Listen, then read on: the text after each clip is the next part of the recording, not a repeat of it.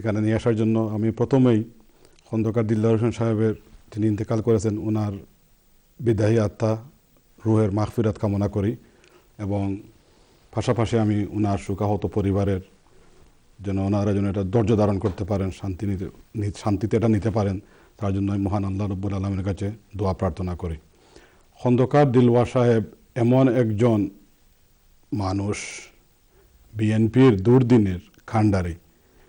আপনারা সবাই জানেন 11-এর পরে বাংলাদেশে যে রাজনীতিতে যে একটা অন্ধকার নিমজ্জিত হওয়ার পথে ছিল, ঠিক সেই সময় আমাদের নেত্রী ম্যাডাম খালেদা জিয়া, ওনার কোনো বিশ্বস্ত বা বিশ্বাসী লোক সেই সময় উনি পাননি, যার জন্য ওনাকে অনেক হিমশিম খেতে হয়েছে।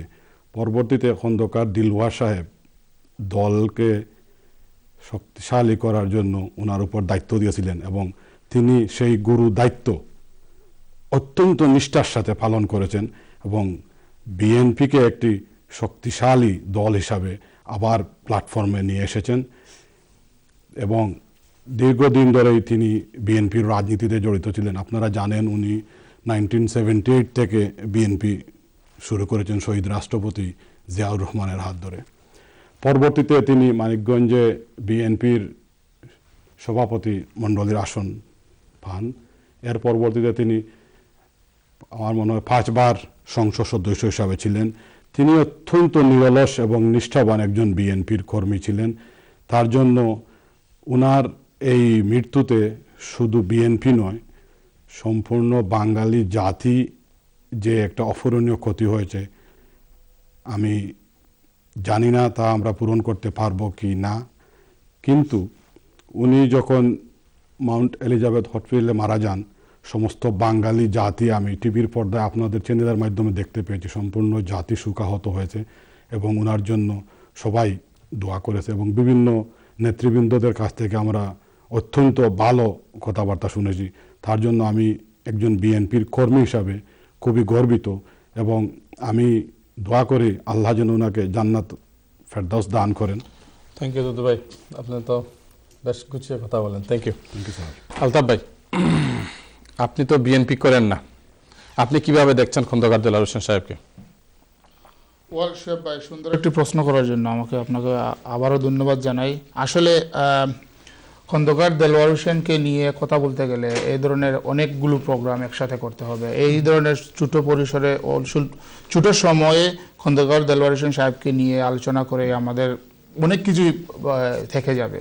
তারপরেও খন্দকার দেলোয়ার হোসেন সাহেবকে নিয়ে এটুকুই শুধু বলবো যে উনার যে রাজনৈতিক আদর্শ ছিল, 5 times he been return from Manikganj Daulatpur আসন, আর উনার যে রাজনৈতিক যে ক্যারিয়ার ছিল, তারপরে 1/11-এর সময় বিএনপির যে দুঃসময়ে উনি যে সাহসিকতার পরিচয় দিয়েছিলেন, তারপরে এই সৎ লোক হিসাবে বিএনপিতে উনার যে পদার্পণ ছিল, সেইটা আমার মনে হয় আজকের বর্তমান ইয়াং জেনারেশনের জন্য একটা বিরাট শিক্ষণীয় ব্যাপার।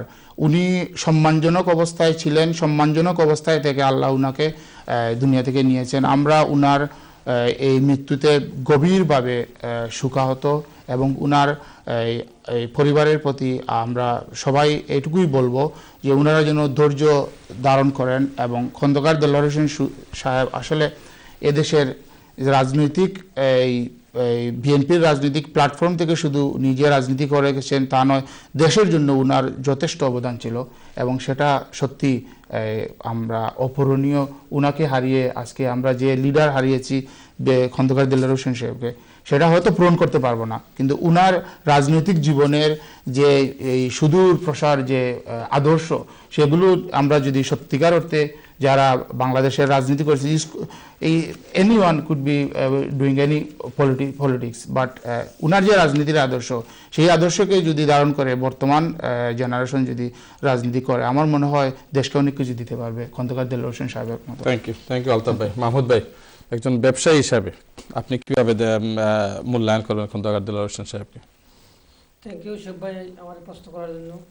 আসলে খন্দকার দেলোয়ার হোসেন সাহেব অনেক একজন ভালো লোক ছিলেন এবং ওনার মৃত্যুতে আমি গভীরভাবে শোকাহত। আমি ওনার রুহের মাগফিরাত কামনা করছি। থ্যাংক ইউ মাহমুদ ভাই। আমি দেখি একজন কলার সম্ভবত লাইনে। হ্যালো, আসসালামু আলাইকুম। কলার আসসালামু আলাইকুম। হ্যালো, কলার কি লাইনে আছেন? হ্যালো, কলার আসসালামু আলাইকুম। হ্যালো, নেক্সট কলার দেখি। হ্যালো, কে আছেন লাইনে? হ্যালো, আসসালামু আলাইকুম। হ্যালো, আসসালামু আলাইকুম। আসসালামু আলাইকুম, কে বলছেন? শুয়েব ভাই, আমি খালেদ মাতিরাম। জি খালেদ ভাই, ভালো আছেন নি? জি আলহামদুলিল্লাহ, আপনি ভালো আছেন? জি জি, কিতা খবর? আমি প্রথম আপনাদের সবাই সালাম জানাইলাম। জি, ওয়ালাইকুম সালাম। আপনাদের প্যানেলের সব সাইরো ভাই ইন্তরে, আমার বড় ভাই ইন্তরে সালাম জানাইলাম। আর আজকে খুব দুঃখ বারাকান্ত হৃদয়ে আসলে হইতে পারলেন। আমরা রাজনৈতিক মত পার্থক্য থাকতে পারে, আমরা বিভিন্ন দল করতে পারি, বিভিন্ন মত আমরা থাকতে পারে, কিন্তু জি আমরা কিছু কিছু হ্যালো মানুষ হলরে আমরা আড়াইরাম শুয়েব ভাই, আমরা দেশ থাকি, আমরা রাজনৈতিক ময়দান থাকি, এটা আমরা লাগে খুব দুঃখ লাগে। জি, এবং সবচেয়ে বড় কথা হইছে গিয়া খন্দকার দেলওয়ার হোসেন সাহেব আসলে আল্লাহ জান্নাতুল ফেরদৌস নসিব করুক। বিচারারে কত অমায়িক এবং ভদ্র মানুষ আসলা, এবং আপনি জানোই মনে হয়, আপনি তো নিজে বেশি জানারও কথা একজন সাংবাদিক হিসাবে, যখন 1/11 সময় বাংলাদেশের রাজনীতির অন্ধকার আছে এবং স্পেশালি বিএনপির যে দুর্দিনের খান্ডারি হিসাবে এই ভদ্রলোক খুব পরিচিত আসলা। শুধু তাই নয়, আমরা অতটুকু দেখছি যে বিভিন্ন গণতান্ত্রিক আন্দোলন সংগ্রাম এই ভদ্রলোকের অবদান অনস্বীকার্য, এবং এরা এমন রাজনীতিবিদ আছে যারা এদেশের মাটি মানুষের লগে যারা জড়িত। এবং শুধু তাই নয় শুয়েব ভাই, যার ছাত্র রাজনীতি জীবন, আমি আজকে একটু আগে অটোবায়োগ্রাফি পড়ছি, আমার খুব দুঃখ লাগছে যে বিচারা আইনের উপরে ডিগ্রি প্রাপ্ত একজন ঢাকা বিশ্ববিদ্যালয়ের মাস্টার সররা মানুষ আসলা। আমরা যদি চিন্তা করি, আমরা একদিকে আমরা একজন প্রবীণ আইনজীবীও হারাইছি, একজন গণতন্ত্র মনা মানুষ, গণতন্ত্র চর্চাকারী মানুষ আমরা হারাইছি, আর আমরা হারাইছি বর্ষিয়ান রাজনীতিবিদরে। এবং শুধু এটা নয়, রাষ্ট্র হারাইছে তার একজন নেতৃত্ববান মানুষরে। এবং আমি আশা করব আপনার, এবং শুধু আশা নয়, এবং আমরা সবে শিক্ষা নিই এই ধরনের মানুষটাকে, যে সহনশীল রাজনীতির পরিচায়ক হিসাবে আমরা এই ধরনের রাজনীতিবিদদের যেন আমরা সম্মান করি, এবং যারা আছেন আমরা দেশে এই পর্যন্ত বিভিন্ন দলের, আমরা যেন এই তাদের সম্মান করিয়া থাকি, এবং আমরা যেন এই রাজনীতিবিদগুলোর আল্লাহ যারা আছেন আল্লাহ হায়াত দক্ষা। কারণ বর্তমান যে গুণে ধরা রাজনীতি শুরু হয়েছে, এবং এই ধরনের যদি রাজনীতিবিদ দখল যায় গিয়ে আমরা মাছ থাকি, তে আসলে আমরা অন্ধকারের দিকে দাবিত হয়ে যাব। এন্ড অফ দ্য ডে আসলে রাজনীতিবিদরা উল্লেখী দেশ চালায়। যাই হোক, আমি তার সুখ সমস্ত পরিবারের সমবেদনা জানাইয়া এবং আল্লাহ ঠান্ডা জান্নাতুল ফেরদৌস নসিব করুক, এবং আপনার স্পেশালি থ্যাঙ্কস দেই যেন, এবং আপনার চ্যানেল রে যেন আপনি যে রিয়েল জিনিসটা একটা জিনিস যেন আপনি আজকে রাইট আপনি উপস্থাপন করতে পারছেন, এবং আপনি যে আনছেন যেন ধান উফরে। থ্যাংক ইউ আপনার চ্যানেল, এবং থ্যাংক ইউ আমার সাইরো বড় ভাই। Thank you thank you Khalid ভাই, আপনি লাইনে আওয়ার লাগি। Thank you. দেখি নেক্সট কে আছেন লাইনে। হ্যালো, আসসালামু আলাইকুম। কলার আসসালামু আলাইকুম। আসসালামু আলাইকুম সালাম, কে বলছেন? জি, আমি সালাউদ্দিন হইলাম। জি সালাউদ্দিন ভাই। আমি তো কথা হইলাম দিল সব মারা গেছেন যে এটা তো আমরা মুসলিম হিসাবে তো ইন্টারনেট আল্লাহ কোনো দেশ নসিব করুক। আর ওজা বাইনতে তারা করা বহুত গুণাগান গাইরা কিতা করা হইরা তাই দেশের দায় কিতা করছেন ওটা করছেন, তাই দেশের দায় কিছু কিছু করছেন না, তারা পার্টির দায় করলে করতে পারবেন। জি থ্যাংক ইউ সালাউদ্দিন ভাই, আপনি লাইনে আওয়ার লাগি। দেখি নেক্সট কে আছেন লাইনে। হ্যালো, আসসালামু আলাইকুম। কলার আসসালামু আলাইকুম।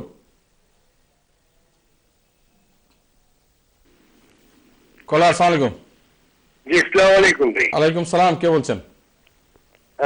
আমি নর্থ লন্ডন থেকে বলছি, আমার নাম মুকিদ।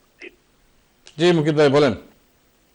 আপনার যে অতিথি যারা আছেন তাদের সবার কাছে আমার বিনীত নিবেদন যে একজন লোক যখন মারা যান তখন তার নাম আগে মিস্টার বা সাহেব বলতে হয় না, বলতে হয় মরহুম। তো দেলোয়ার হোসেন সাহেব মারা গেছেন, ওনাকে মরহুম দেলোয়ার হোসেন বললে ওনার প্রতি সম্মান দেখানো হয় এবং ধর্মীয় নিয়ম অনুসারেও এটাই কিন্তু প্রযোজ্য। জি,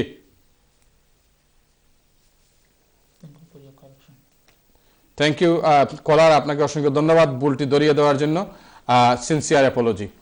থ্যাংক ইউ। দেখি নেক্সট কে আছেন লাইনে। হ্যালো, আসসালামু আলাইকুম। হ্যালো, আসসালামু আলাইকুম ভাই সাহেব। ওয়ালাইকুম সালাম ভাই আমি নর্থ করছি। জি, নর্থ খে কইরা। জি, আমার নাম ফরহাদ। ফরহাদ ভাই খুব আছেন? আচ্ছা, সুন্দর প্রোগ্রাম দেখে ওকে সুন্দর লাগে। আসলে বহু দিন আপনারা ট্রাই করি, লাইন আসলে পাই না, লাইনও খুব বিজি থাকে। জি, তবে আসলে আপনার মানে আসলে যে আজকে যে দুঃখ আছে আপনার প্রোগ্রামও আসলে আল্লাহর শুকরিয়া আদায় করলাম। জি, থ্যাংক ইউ।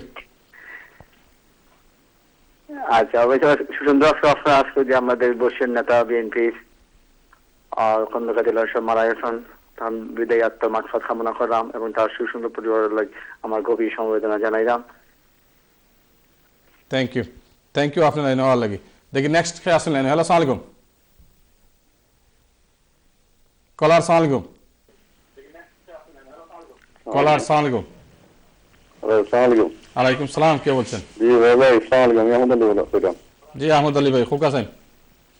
জি, আমি আপনাদেরকে ধন্যবাদ দিই সুন্দর একটা প্রোগ্রাম করার জন্য। মরহুম খন্দকার দেলোয়ার হোসেন সাহেব উনি সত্যিকার একজন ভালো মানুষ ছিলেন।